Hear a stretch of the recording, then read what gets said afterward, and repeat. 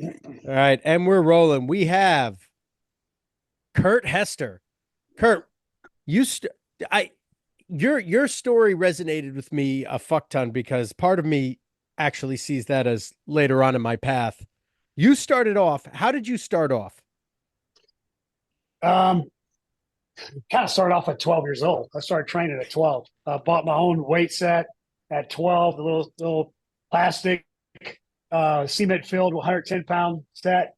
And I was living way in South Louisiana, and which was weird is like when I was in seventh grade, I had a coach who loved lifting, and he had built a weight room in our junior high. Back then, junior high was seventh, eighth, ninth, and I started lifting there in South Louisiana in the middle of nowhere. Moved to Baton Rouge in high school, and Gail Hatch was our Olympic lifting national coach for the Olympic team, and he had a regional training center there. So I started Olympic lifting with him at about 15. So I've kind of been in the field my whole life, and I started in the field when they weren't a lot of strength coaches, even at the college level. So, What year I was would that? write the workouts and stuff. This is just in the early 80s, like 80, 81. Like I was in college in 81. Like I was in 74, I was lifting. I was training in 1974 when there was no magazine, there was no Muscle and Fitness or Flex Mag. There was nothing. It was just I just built a bench, built a pull up bar, built a dip rack, and then my brother was a welder in a shipyard. And when I started getting a little older, he would just cut when they would take and dismantle barges. He would make me all these obscure plates like 32.2, 48.6, and then weld some dumbbells together, weld me a lat pull down or a squat rack, and that's how I'm in the yard lifting in the yard as a kid, not knowing what the hell I was doing. Did you get I was jacked? just I didn't train for sports. I trained for chicks. So I was getting as jacked as I could get. I figured exponentially, the bigger I got, more chicks I got. So that was my mentality. How'd it work out? Worked out fine. So, so I from had, there, where did you end up going? What how you started off at LSU? That was your first job? um, yeah, that was no. Well, really, it was Tulane. Tulane was my first job. G8 at Tulane, Oh, I and didn't know then that. I went to yeah, I graduated from Tulane. G8 there, then went to LSU was my first full time job. How long were you there for? 3 or 4 years. And they gave me when I got there, man, this is back when there was no staff. So there was the head guy, me, another assistant, and one intern. And I had football, which I wrote all the speed stuff because no one was doing speed work at that in the 90s at all. I was probably one of the first coaches to do a dynamic warm up before a game in college football. That's how long I've been doing this garbage, man. Um, and I had LSU. They gave me the number one team in the nation, LSU baseball. So I was on two consecutive national championship teams as their first strength and conditioning coach. Who Then I was the went best player in, that you had there? uh, and I mean we had so many All Americans. It's hard to tell because we had so many pitchers that went to the league. Um, but Warren Morris, 30 for 30. You ever seen that 30 for 30? No, I That haven't. was my first. He got hurt early. He was an All American. Yeah, had to pull out his hamate, missed the whole season. Had a few at bats in regionals, and then he had a walk off home run for us to beat Miami in the College World Series. That was a 30 for 30. That was my first. That was my first national championship. And then we hit 100 and I think 131 home runs that year, and then next year I think after the world, once we went through the World Series, almost 200 home runs. They were hitting like 7 home runs a game. Yeah. That was with the like Yeah, minus sevens and the 2 3/4 inch I think barrels, right? it was minus. I think it was -5, and then they outlawed it after that. So it's a home run record that'll never get broken again. Yeah. Yeah, I remember seeing like the Yeah. replays of some kid from Florida State in the 90s. I think he hit like 7 home runs in a game or some shit like that. Like something I mean, stupid. we had, yeah, I mean, literally we're hitting 7 to 8 a game. And we played Georgia Tech in a regional, and I think they were ranked third in the nation, or they were either one or three, and we were below them. And we batted around like three times in one inning. We beat them like 20, 22, 23 to three. We would have scored 28 runs a game sometimes. Holy shit. What Yeah. a long game. Yeah. Yeah. So from there, where did you go? From LSU, then what'd you do? Then there were no training facilities and nobody training guys for the draft. I think Mike Boyle was just starting to do that back in the day, and so opened up a training facility at athletes. I might have the first one ever. It was like 1997 or 1998. 1998, I opened up my own training facility. I started out with just went into a gym and started talking to high school kids. I ended up with 10. From that 10, 3 months later, I had 150. 3 months Then, later. yeah. And then I probably ended with almost 500 a day. Uh, yeah, 500. Yeah. There was no one in the 500. country was doing it. I had four coaches on staff that were exercise science majors at Southeastern Louisiana State, and it was just like 20 minutes away, and had a really good deal with their exercise phys department, and got interns, and built it up from there. Then I was training probably 20 to 30 NFL guys for the draft every year too. What Holy what moly. what the why are you coaching now? Why aren't you retired? Why aren't you on a fucking beach? I should be. One, I can't, dude. I can't retire, man. I can't. I got to stay moving, man. I can't. I just, if I retired, I would die. Yeah. Because I mean, it's just I love what I do. I don't stop moving 24/7. I mean, if I'm not coaching here, it's martial arts, it's hunting, it's fishing, I'm always some type of training. I'm doing something. Mm. Yeah. So um, Katrina hit South Louisiana, and that's what I went in business with a couple of guys that I trained for the draft, and with D1 Sports Training, who's got national, and I think we're at 36 facilities when I left. Just got tired of the corporate, doing corporate type stuff. I left because didn't know how South Louisiana was going to end up after Katrina, so I moved to Nashville, where D1 corporate was. Trained all the NFL guys, trained Major League Baseball players, NBA hockey players, and was like the national director and built facilities. And then I decided, you know what, um, where I'm supposed to be is, I think probably what God put me on this earth to do is train college athletes, specifically college football players.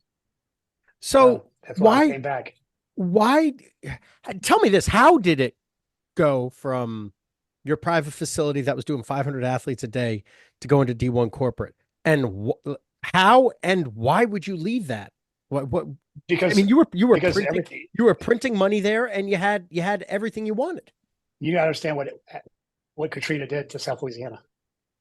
I mean, it was insane. It was a third world country for a while. So nothing was stable. Nothing was like nothing was given. That things were going to come back and come back fast. I'm not a very patient person, so it was like, okay, this is the next step. When my son's big in jiu-jitsu and MMA fighting, and probably in the next couple of years, probably next 2 or 3, we'll open up a training facility, a fight training facility. I'll just train fighters. So when how did you get hooked up with D1 then? Will Bartholomew, the CEO, I trained him for the draft in my facility. We built, and I helped him with his first business plan, helped him start it in Nashville. And, he called me and said, hey, let's build this out, to multiple facilities, and which is, man, a single facility. I'm not gonna say it's easy, but your name's on it, and you're deriving all the income. And so, like I said, if I do it again, it's either doing MMA fighting or I'm gonna do a anti-CrossFit facility, and train all the idiots to get destroyed, and get them healthy and compete at a higher level than what they're competing at doing dumbass CrossFit shit. So But then how come you want to make the move back into private sector now? Well, I don't know.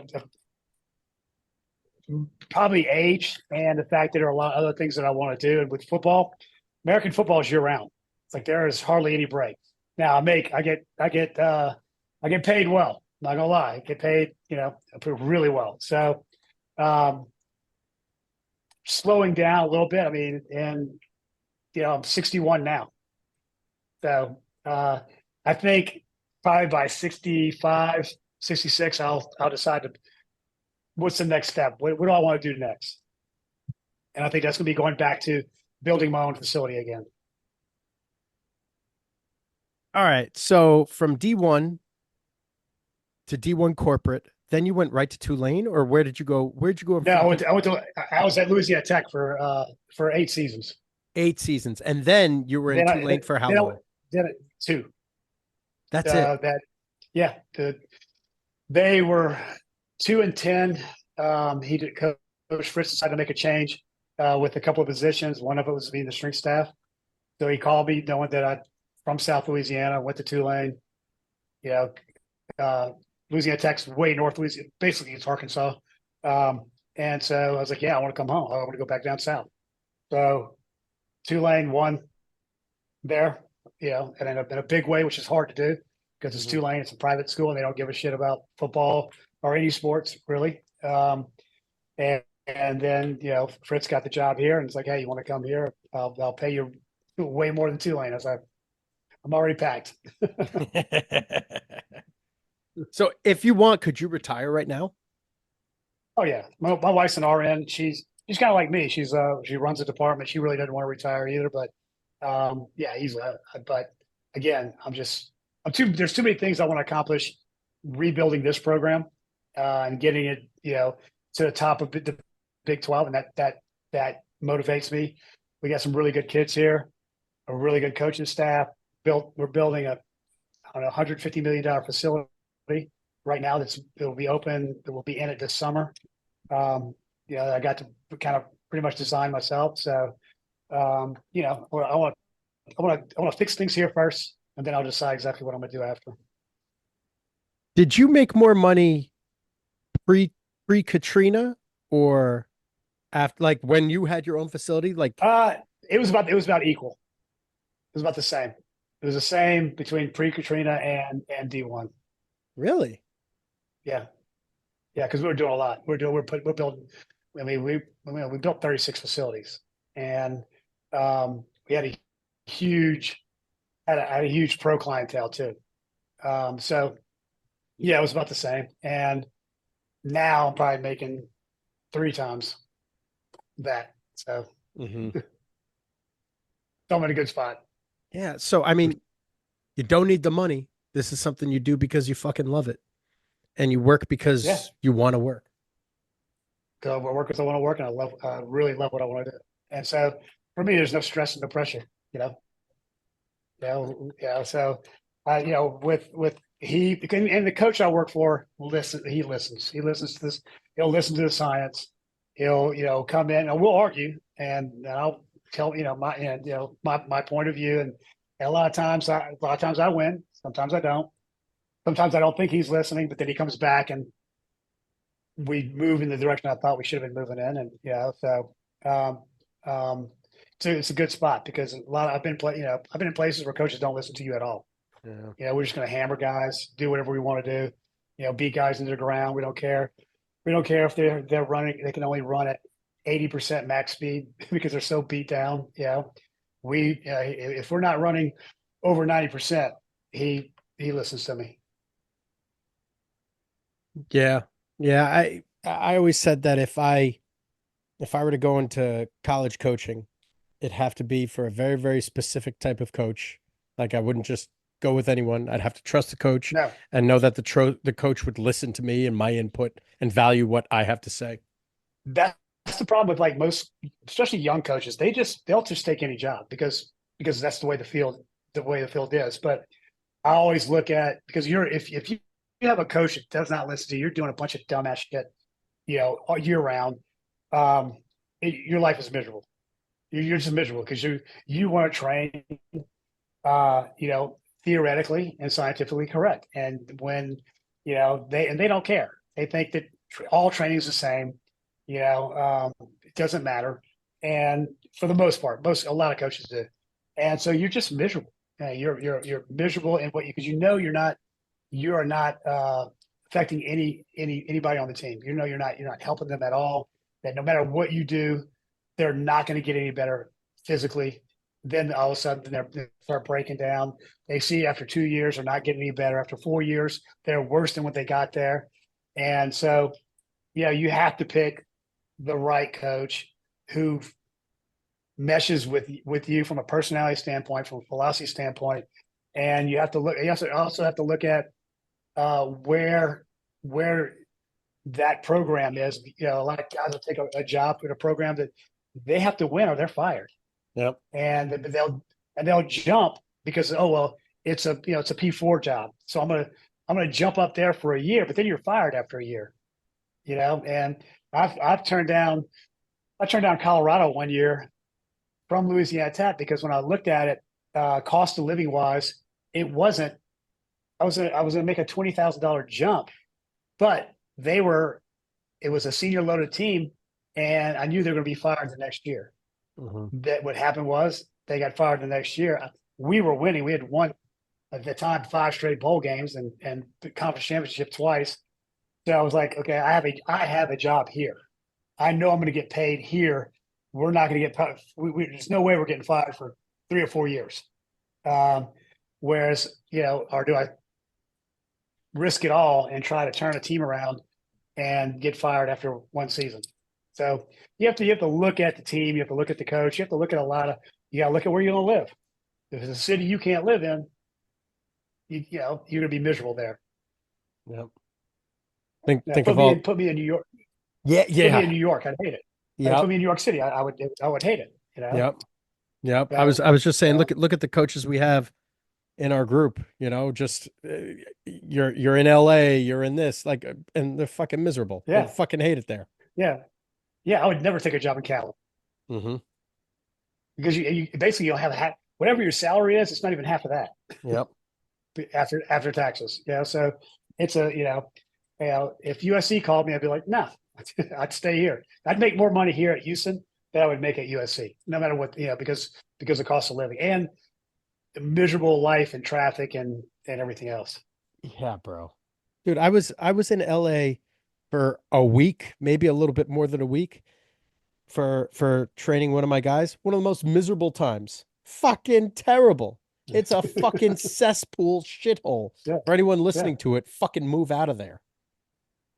Definitely. So, I mean, for me, a country like a school like in Arkansas and Auburn, where it's a big school, big conference, but in a small city. Mm-hmm. That's kind of that's my profile of the job. Yeah.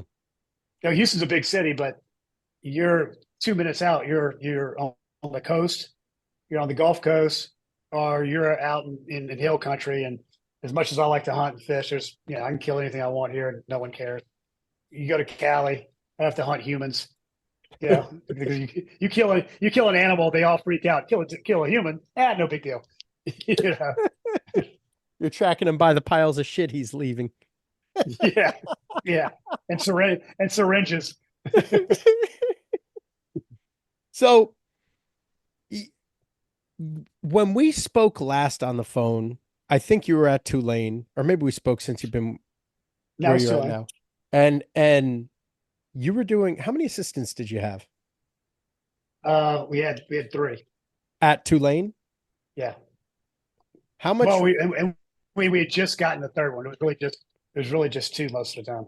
And how many players did you guys have? I think 110.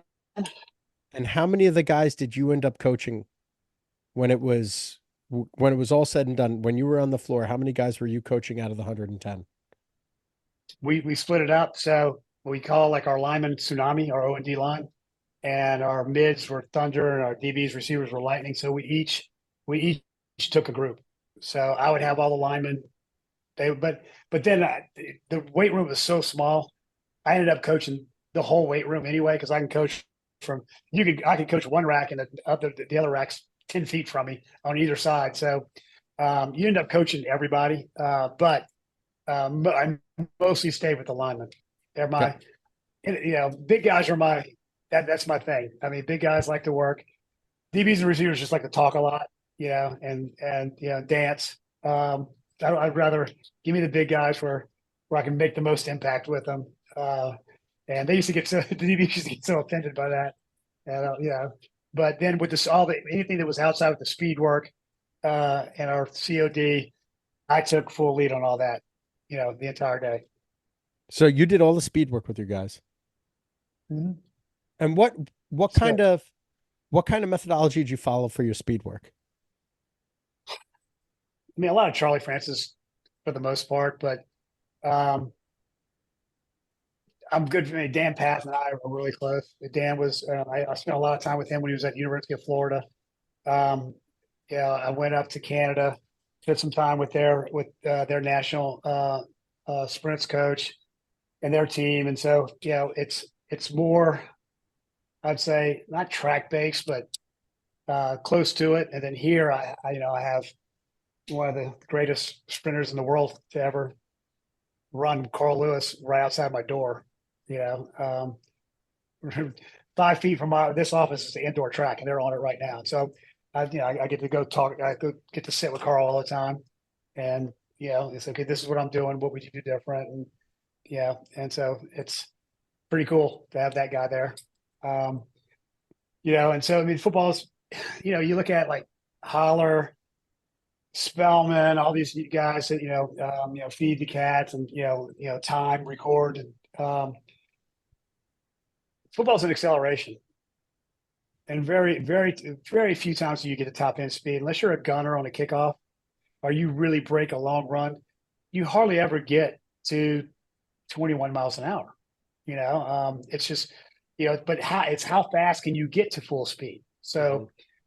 I stay, very acceleration based. Now we do some velocity type work too, but we're more in acceleration based, and then more with our COD. Every drill we do is 1-on-1 or 1-on-2, as you're going against another human.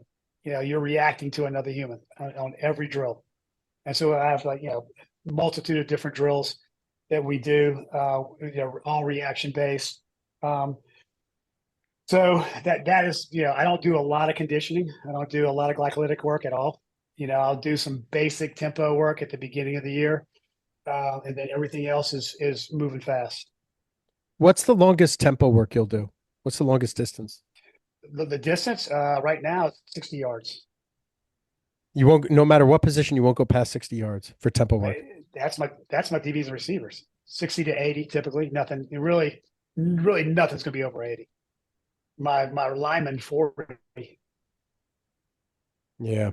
For a 320-pound athlete, that's a mile. It's a mile for him. Mm-hmm. Yeah.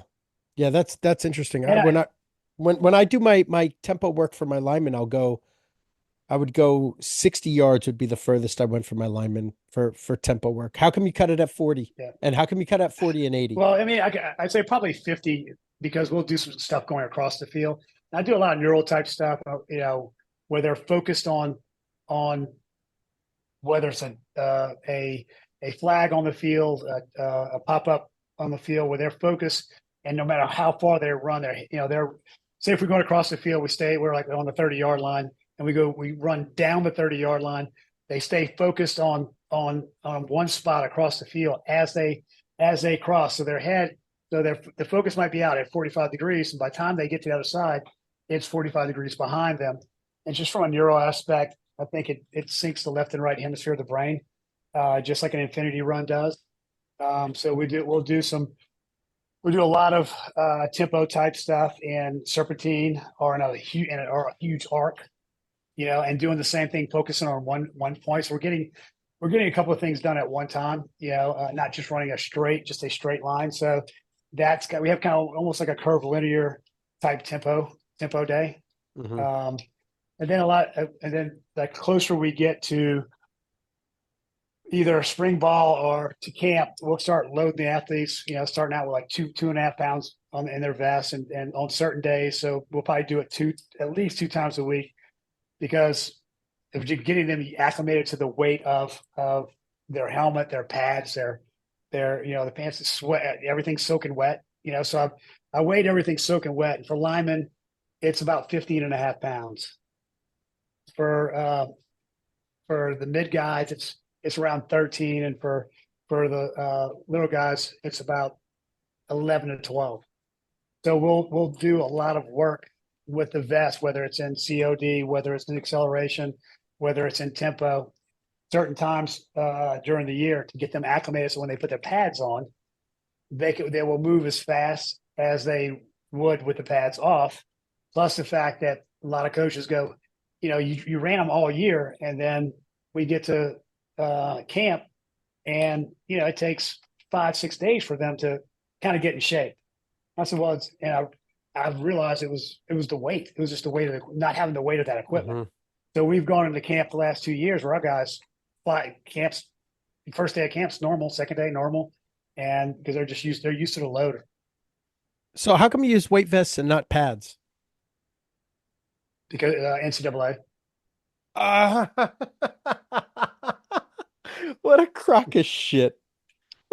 Oh man, I got in trouble. Arizona State turned me in because I went to Australia. I love rugby, and met with RFL there, and we had the New Orleans Gold. We're not in New Orleans, and then here we have the Predators. I'm really close with those guys too.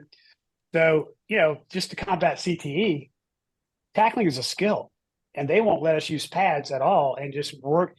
And it's only worked on during spring and camp. Well, it's a skill like anything else, so if you're only working on it a couple of days a week, you never become proficient at it, especially in today's game of 7-on-7.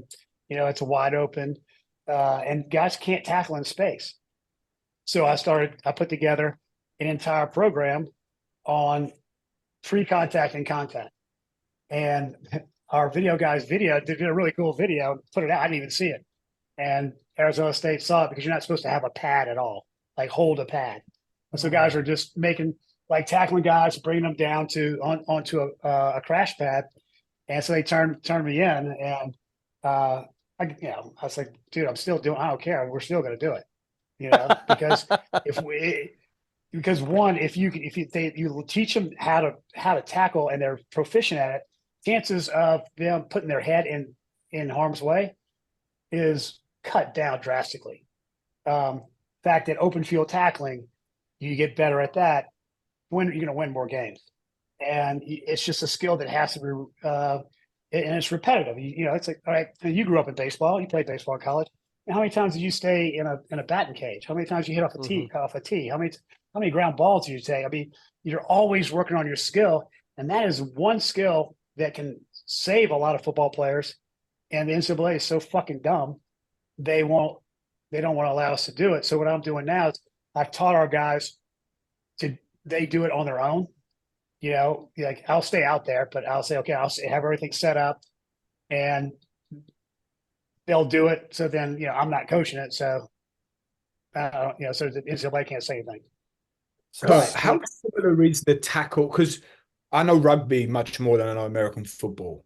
And we always say in rugby, the reason why there's so many injuries is because of all the padding and the protective gear. You tackle in a way you would never do in rugby. You'd never lead with go so high up. Right. So y'all can't launch either. Y'all can't launch. No. Like our guys will launch. So no, it's we everything we do is hands in tight, shoot your hands, squeeze, near side. You're going for near side leg. So we've just implemented. Most of it's all rugby. Everything that I've learned in rugby is rugby technical tackling that we're trying to do now. And it's because, I mean, we have, we still get guys, they'll launch and lead with their head, and they get for us, you get kicked out, you get kicked out the game, and then the next game you got to sit for a half for doing it. So we're not there yet, but the thing is our coaches, our defensive coaches have started taking what we were doing in the off season and implementing it in practice, which is legal.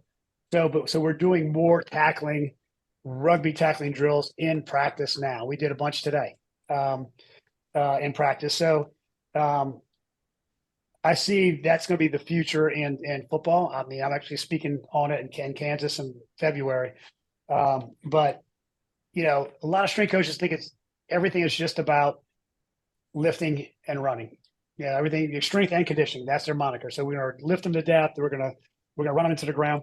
And I like that we're more of a football preparation coach. We're getting guys ready for the game itself. And, there's so much more than just lifting and sprinting than, that like I'm involved in. I do a lot of vision and cognition work that I got from baseball, from hitters, learning how to slow the ball down, like peripheral vision, depth perception. A lot of things are going to help a DB, a receiver, a quarterback, a running back, and with catching the ball, and a lot of hand skills work we do, to catch a football, to get proficient at catching. There's so many things that most people won't do or even think about doing because they just think, oh, I'm just here to get the guy strong and get him in shape. And the game is so complex. There's so much more to it than that. I wish it was that easy because my job would be really easy because I don't look at the game as being, oh, if you're stronger, you're a better athlete. Oh, if you're faster, you're a better athlete. I've had some really strong guys who sucked at football. And I've had some really fast guys who sucked at football. So it's about trying to develop more skill work. I probably do. Like if I look at the linemen, they're probably 40% on the field, 60% in the weight room because that's what their sport demands. I think the mids are typically 50-50, but my DBs and receivers, it's 60% we're on the field, 40% in the weight room. So when you're doing on the field work with your DBs and receivers, you're working on their routes, you're working on their change of direction stuff. Yeah, a lot of it is working where you're working against each other because that's what you're going to do in the game. You're not going to, everything. That's the thing with GPS. I mean, the play dictates your running speed. You may never get to 100, 102% of your sprint speed. So everything we do on the field with our DBs and receivers is dedicated towards that sport, towards that position. I mean, and DBs are always facing the receiver. They're never facing the other way.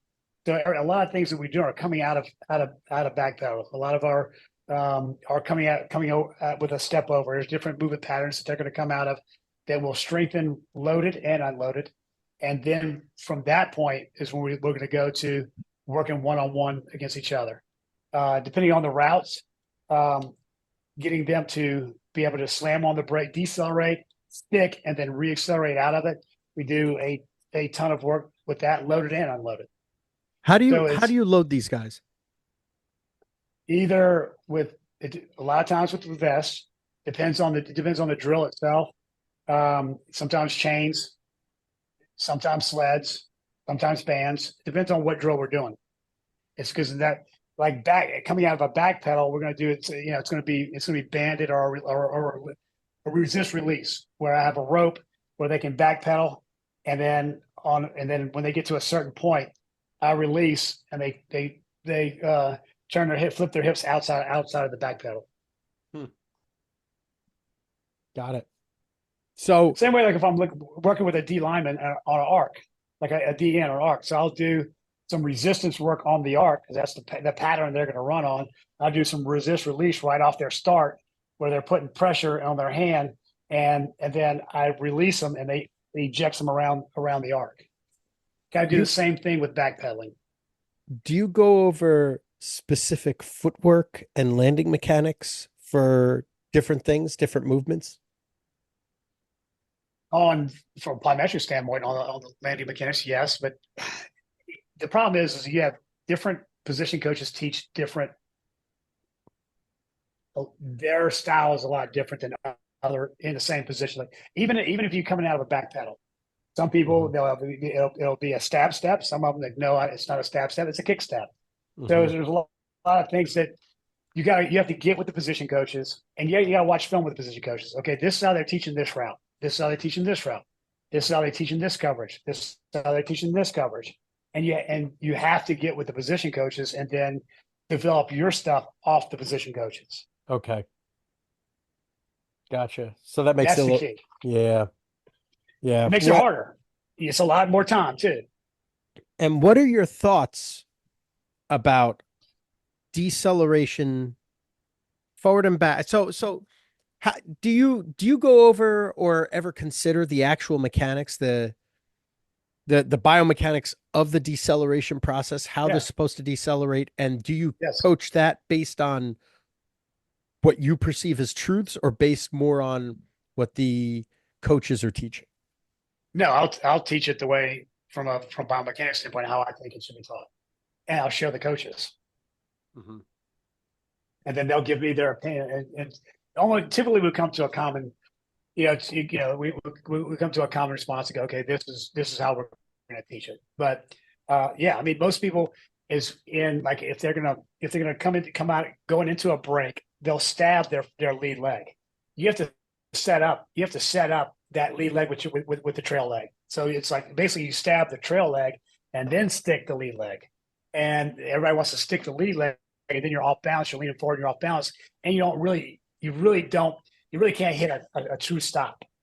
So it's just you have to teach everything at slow speeds. And we teach it we'll teach it out of gallops. We'll teach it at angles.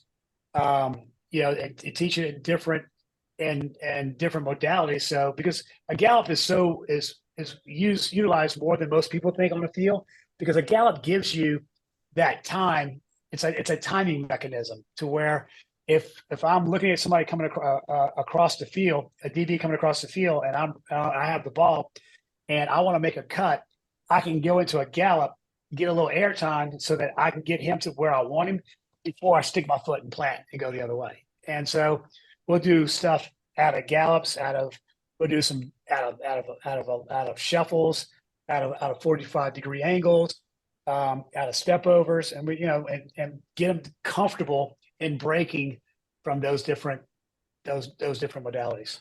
Now, when you coach the gallop, even, do you coach more vertical displacement or horizontal? Or do you not give a fuck? A short gallop? No, I do a short gallop, which is like quick. It's a very quick gallop, and then a long gallop, which is a lot more air time. So it's like just more distance. It gives you more time if you're waiting on an athlete in space. Gives you more time. A short gallop, linemen will use a short gallop when they pull. That's interesting. So you are coaching the mechanics of positions more so than most of the coaches that we've talked to. Yeah. I mean, I just see that's where, I guess you can only teach clean and jerk and trap bar deadlift and bench so much where you're like, and you said, I'm so ADD, I get bored as hell. And I've taught every lift known to man 1 billion times over. So I'm always looking, okay, how can we, in the shortest period of time, how can we affect these athletes and get the most out of that time period and that block? And, and so I'm always looking for what's the best way? And a lot of times I get too complicated. And, so I kind of start say the January block, it'll be, more GPP, setting the base. And it'll be one size fits all lift for 4 weeks, just getting guys back rolling. Then every block after that, we split into our training groups. So it's O&D line are training together. So it's basically 3 different lifts going on and 3 different speed or conditioning or COD workouts going on every day. So, my My D linemen and O linemen are training on the field and off the field completely different than everybody else. So are all the mids. So are, tight ends, the running backs, quarterbacks. So are the DBs and receivers. We get more. We get more buy-in. We've got like I got here. It was day one. I took my shoes off. I'm doing everything with them barefoot, and I'm teaching them. I put a pair of cleats on. They've never seen a coach put cleats on before, and I'm teaching every drill. And I can still run fast at my age because I've never stopped sprinting in my entire life. So I can still hit, probably a 1-1-5 flying 10 with a 20-yard run in. So I can still run. So they seeing at my age, they go, that I can run with a lot of them, 10 times the buy-in, and then I'll do a drill that's pretty coordinated, and they're like, they're staring at me because they're trying to figure out how to do it, and they're so they put way more effort into it because they can see the benefit, especially your skill guys who are so used to getting the shit beat out of them in the weight room. And then they have nothing left over CNS wise to get faster. And where we do, like we're going to go to the field first, and get everything done on the field. Then we're going to come in and lift. Then I don't squat them at all from June through the season. And we'll do like, Hatfield quarter squats off pins, but I'm not gonna full squat them. I'll get some hip extension, but everything else is we'll be heavy isolateral work. We'll do some heavy RFEs. We'll do heavy lunges or reverse lunges, but heavy backside chain. But I'm not gonna crush them because I just think from a loading the spine, I think from a CNS standpoint, crushes a skill guy. Guys who are like super fast twitch, guys who are super springy, and when you load that spine, it just buries them. It buries them physically and it buries them mentally. I think it takes away from their speed.